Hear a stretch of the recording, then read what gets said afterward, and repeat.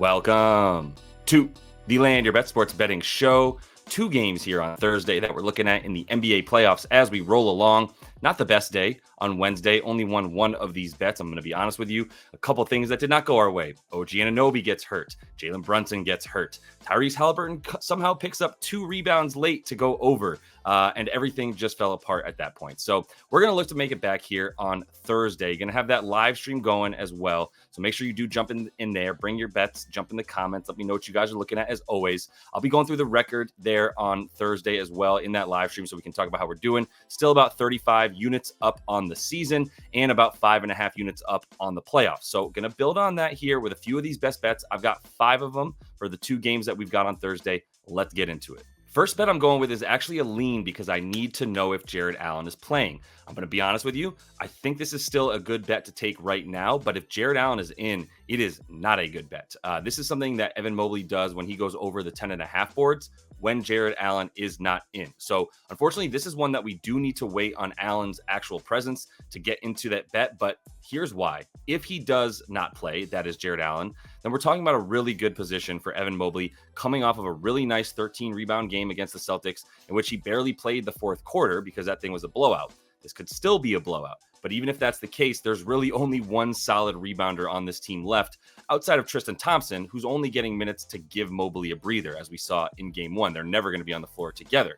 So with that in mind, you're going to have Evan Mobley on the floor surrounded by not nearly as good of rebounders as he is. And to be honest, without Kristaps Porzingis, maybe even on the other team, there is not as good of a rebounder as Evan Mobley at this point. In the 3 games that he's gone over this without Jarrett Allen in these playoffs, he's averaging actually more than 21.8 rebound chances per game with 12 rebounds. If you look at the one game that he went under, he got hurt in one of those games against the Magic and had to come out. It still played about like 33 minutes in that game, but clearly wasn't the same as he was hobbling around a bit more in that one. All the other 3 that he played without Jay Allen this playoffs, he looked absolutely immaculate. Like I said, getting about 23 rebound chances in those other games in about 32 minutes per game. So you can expect him to continue doing that. And he's gone over in 6 of 9 without Allen on the season in general. One of those, like I said, was this game where he just got injured for a little bit against the Magic. But the rebound chances should be there along with the opportunities for him. So I'm going to take him over 10.5 as soon as I know that Allen is not playing in tomorrow's game. Speaking of rebounds, we got to go back to Luke Cornette. Over 4.5 boards. You can still get it minus 125 on Bet365. If you don't have 365, you can still get this at about minus 130, minus 135 on these other books. I would play this. If you do have to play this at 5.5 because you can't get to 4.5 in time by the time it probably is going to be bumped up everywhere by tomorrow, especially like by tomorrow afternoon. But if you do get the chance to see this tonight or in the early morning of Thursday, this is still really good at 4.5, and plus money for 5.5 is still worth it. But you got to get that at least plus 105, if not plus 110. Do your best to avoid taking any negative odds for him to get 5.5 boards.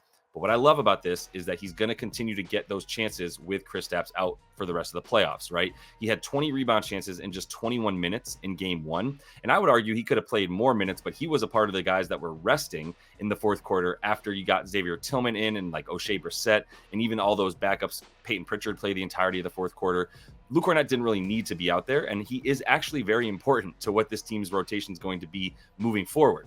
In the last 2, without KP, that does include that game 7 or whatever it was against Miami, game 5, 31 rebound chances and 17 rebounds over the last 2 games to help you understand how good of a rebounder he's been. And really on the season, without Kristaps, there's been 23 games he played without KP, over in 16 of those games. And if you do bump those minutes up so that you guarantee him about 17 minutes, maybe put his ceiling at about 22, I think that's still fair for this game, then you're talking about 9 of 11 games this season that he's gone over this number. And really that includes the 5.5. I think it's about 8 of 11 over 5.5. So the 6 is still in play for sure in terms of getting the amount of rebounds that you would need to go over 5.5 boards for Cornette. But I think he's a great bet. That doesn't matter if Allen is playing or not. This is a dude that's unaffected by that and should be a good bet no matter what. So we're going to take him over 4.5 boards here in game 2.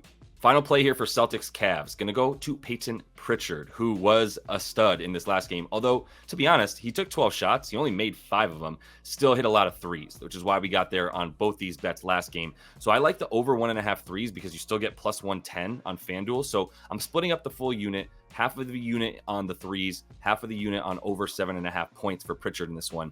And I just think he's going to continue to be an important part of this. Like, honestly, he was an important part of the Miami series, coming in as one of the first subs in the game. Same concept here in game 1 for the Cavs. First dude off the bench for the Celtics alongside whoever came in with him. I believe it was Sam Hauser, what have you. But really, like, he's going to be an important guard on this team. The reason I like the points and not the assists is he's still going to be playing with guys like Tatum and Brown and Derek White and Drew Holiday throughout the game, right? He played 12 minutes in the quarter, so he got a lot of time in the fourth without those dudes. But that's about it. And blowout is still possible, don't get me wrong, but I'm very much more in favor of the points for Pritchard as opposed to the playmaking stuff like assists, because I don't think he's going to be asked to be a playmaker or have the ball in his hands and expect to like make things happen. He'll be sort of receiving these passes for the catch and shoot a lot more than he will be for the playmaking stuff. So the 16 points that he scored on 12 field goals in game 1, actually, if he shoots that many times in this game, all he would need to do is hit a couple more and he'd be well over this as well, because of the fact that he was not shooting that well. And he shot poorly in that Miami series as well, but I think we're going to start seeing him continue to get it going as we move through these playoffs. His 10 threes in 24 minutes in that game 1, still cut that in half. He makes 2 of those. We're in a good place to get to those over 7.5 points, and obviously already there at the over 1.5 threes. But even on 5 threes, I would take him to get 2 for plus money. I still think that's a really good look with how sharp of a shooter he is from deep. If you look at him on the season, 9.5 points per game on 22 minutes per game. He's at 23 minutes per game in the playoffs, just played the 24. I think his ceiling is about 24, 25 minutes, but his floor at this point looks to be about 20. Somewhat similar to Cornette, but probably a few more minutes, even more so than Cornette as the first guard that comes off the bench that they rely upon to give a break to those starters. So if you give him 20 to 24 minutes on the season, over in 12 of 18, right? So this is a really good look for him in a game where I expect him to get the minutes. I expect him to get the volume of shots because of his ability to sort of be in the catch and shoot spot for this team. So we're going to take him over 1.5 threes as well as over 7.5 points. Quick reminder about the Discord. Definitely want to jump in there. Got the link to that in the description of the video. A lot of good stuff being thrown out there. One of these bets I'm about to throw your way is a look that was tossed my way. Shout out Free Sauce, about to get his own channel as well in the Discord, because I really like he bringing in a couple other guys as well. So if you are interested in getting in there and you think you have some plays to bring, would much appreciate you jumping in, sharing that stuff. It's all free for now, so let's get it in that Discord if you're interested. As the homie G-Bag would say inside the Discord as well, Daniel Gafford's the bet of the day as far as I'm concerned. And I love his, I'm sure I'm not going to be the only one on this as well. By the time you are recording or seeing this video, you might have already seen a couple other cappers come at you with Daniel Gafford stuff, because he has bullied Chet, absolutely dominated him every time he's played Chet Holmgren. So we're going to take him over 18.5 on the points and rebounds combined, but we're also going to throw a little bit on the double-double there for him at plus 320 on FanDuel. That's a really, really good number. If you look at the 3 games versus Oklahoma City since he got to Dallas, 29.7 points and rebounds combined. And this has become somewhat of a recurrence. Like in all 3 games, he went cleanly over this number of 19 points and rebounds that he would need in this one, plus the double-double hit in a couple of those as well. And we're looking at a lot of rebound chances and a lot of field goal attempts for him, because they know that if they throw the ball to him around the rim or they give it to him with momentum going to the basket, he's going to be a force that cannot be stopped by Chet Holmgren. Like, he's too big at this point. And that's kind of been the case for Chet all season, right? Like, he's not as good at limiting centers. They're not good at limiting rebounds. That's for sure. They're one of the worst rebounding teams in the league, in part because Chet's not big enough to box anybody out. Just going to be real with you about it for Chet Holmgren. A lot of skills, really good big man, bright future in the league. Gonna have to put on some pounds and eat some spaghetti and some pancakes, because my man is not yet ready to handle someone the size of Daniel Gafford, especially with the aggression that he's shown, right? Like in this last game, 11 field goals attempts, and averaging that against this team, because like I said, not only do his teammates know that he's a good option against Chet Holmgren, they know that he's going to be aggressive no matter what, and that's what they want to see. So they got him going early in this last one, still got there, I think in the third quarter is when he actually hit his prop in this last game for points and rebounds. So we're going to keep riding with Daniel Gafford, who is a fan favorite inside that Discord, and for good reason against the Thunder. Final play here, going to my namesake, Josh Green, over 5.5 points. You still get that for even money. So I'm going to put a half a unit on that. The only reason I'm not going with a full unit for Josh Green is I want to see about Tim Hardaway Jr. So if THJ is like, maybe we hear some news by tomorrow that he's a little bit healthier and more likely to get a few more touches, well, he would be taking a few of those minutes from Josh Green, is really why I would be concerned about going more on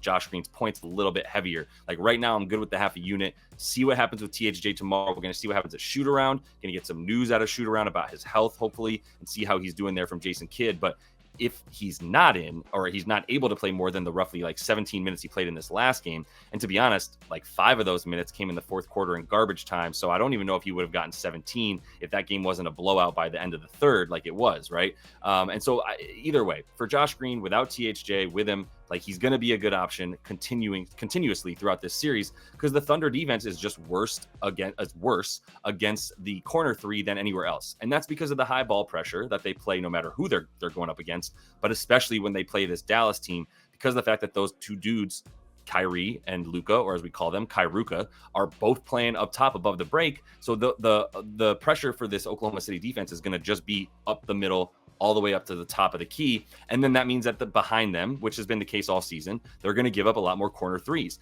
They give up the second most corner threes in the NBA.